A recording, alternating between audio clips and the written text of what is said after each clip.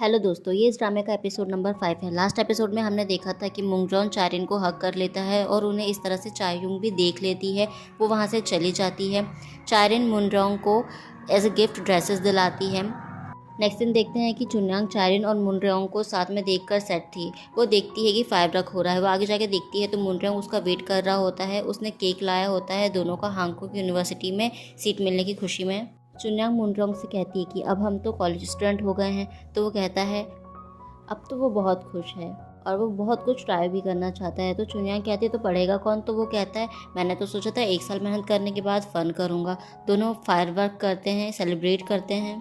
दोनों घर आते हैं जहाँ पर चुन्यांग की मॉम भी आई होती है जो दोनों के एडमिशन की खुशी में मुनरोंग के लिए चिकन लाई होती है। उन्होंने ड्रिंक भी किया होता है। मुनरोंग को वो प्यार से खिला रही होती है। वही वो उन दोनों की मैरिज की बात भी करती है जहाँ मुनरोंग के डैड कहते हैं कि वो सियोल पहुँचते ही जल्द से जल्द उनकी शादी करवा देंगे। मुनरोंग और चुन्यांग की मॉम को छोड़ने के लिए कुछ दूर तक के जाते हैं।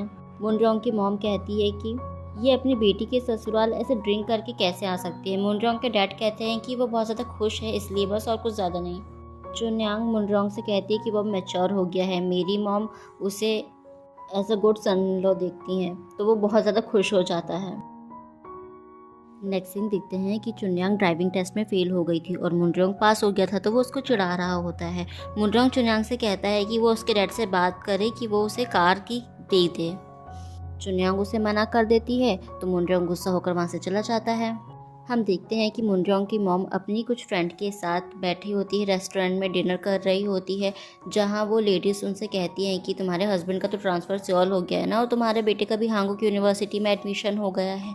मैंने सुना है कि तुम्हारे बेटे ने किसी लड़की को फंसाया था जिसकी वजह से उसको उसके साथ शादी करनी पड़ी, और वो जो लड़की है उसके पिता नहीं है और वो उसकी मदर कुछ बार में शायद काम करती है।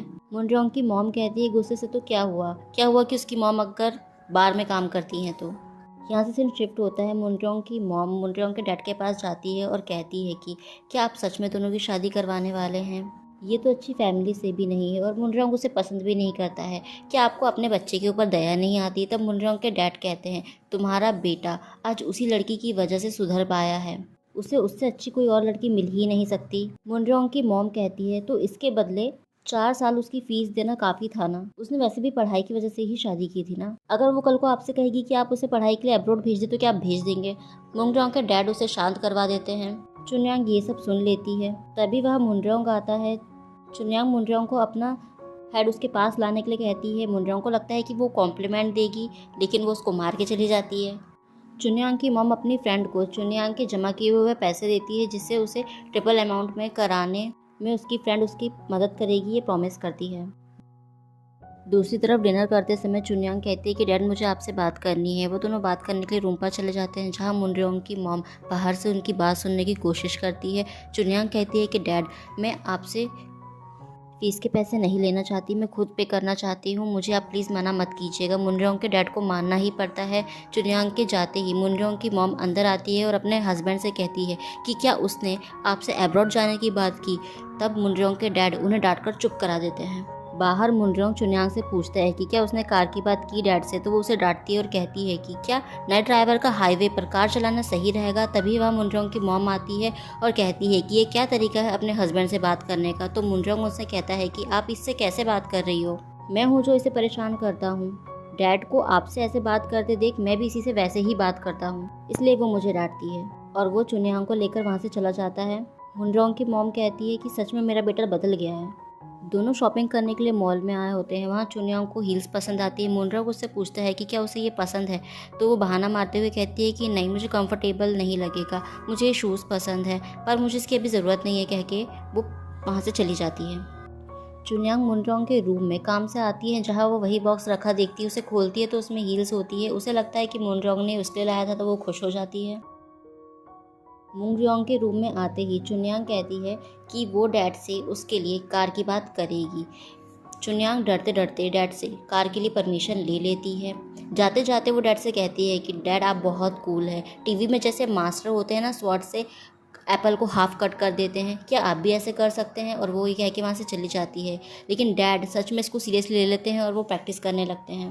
नेक्स्ट दिन देखते हैं कि चुन्यांग तैयार होकर आती है। वो काफ़ी प्रिटी लग रही होती है। मुनरॉन्ग उसे वही बॉक्स देता है, लेकिन जब वो उस बॉक्स को ओपन करती है तो उसमें शूज़ होते हैं। वो समझ जाती है कि इस बुद्धू को समझ नहीं आया कि उसे हील्स पसंद थे, ना कि शूज़।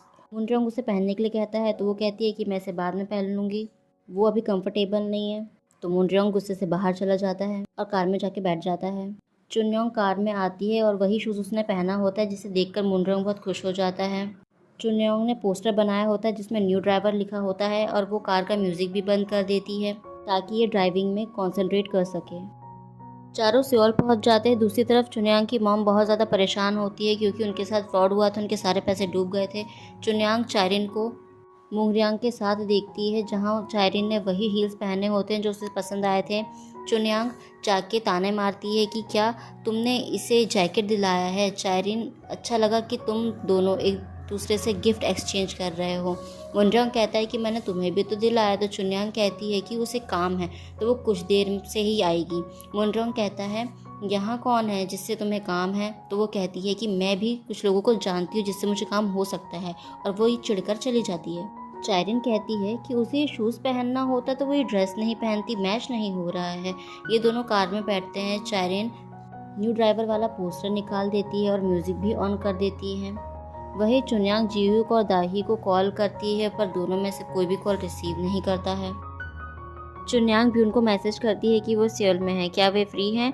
चुन्यांग का मैसेज देख भी उन मीटिंग को वहीं रोक देते हैं और मिस्टर बेग से कहते हैं कि मैं अकेले जाऊंगा, मैंने आपको जो बैग दिया था वो आप कल मेरे रूम में रखवा दीजिएगा। ये कहकर वो वहाँ से चला जाता है। मिस्टर बेग परेशान हो जाते हैं क्योंकि उन्होंने वो बैग खो दिया था। हम देखते हैं कि वही चोर जिन्होंने पहले भी उनका बैग चोरी किया था, उनकी हालत बहुत ज़्यादा ख़राब होती है।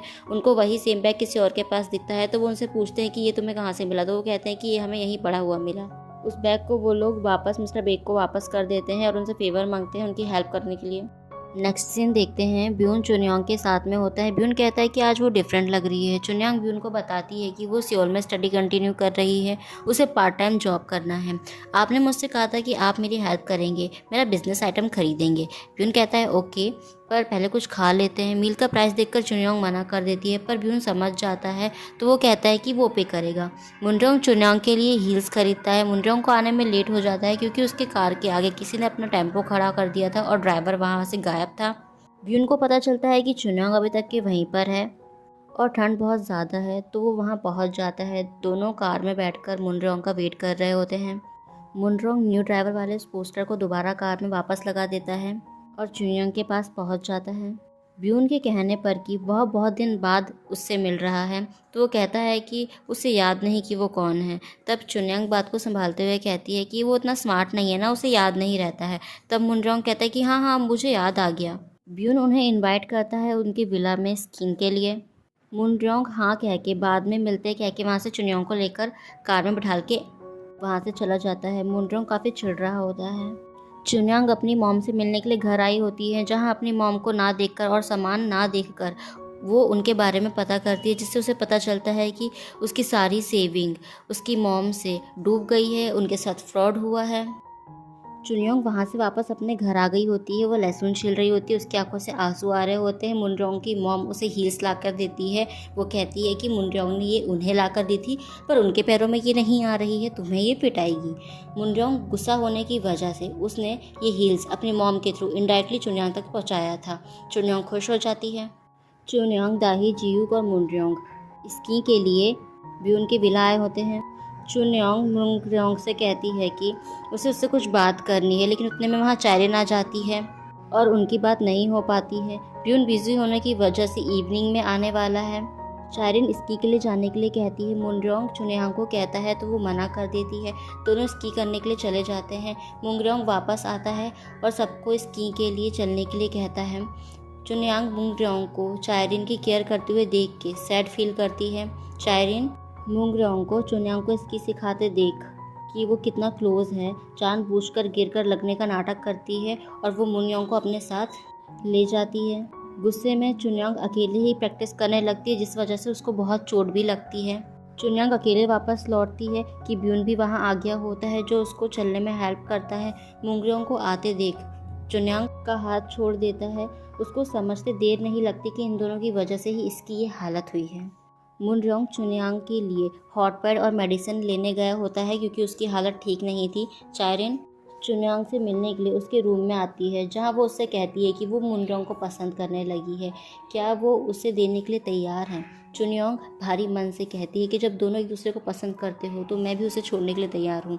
चायरिन मुनरोंग से कहती है कि उसे उससे कुछ बात करना है और बाहर लेके चली जाती है।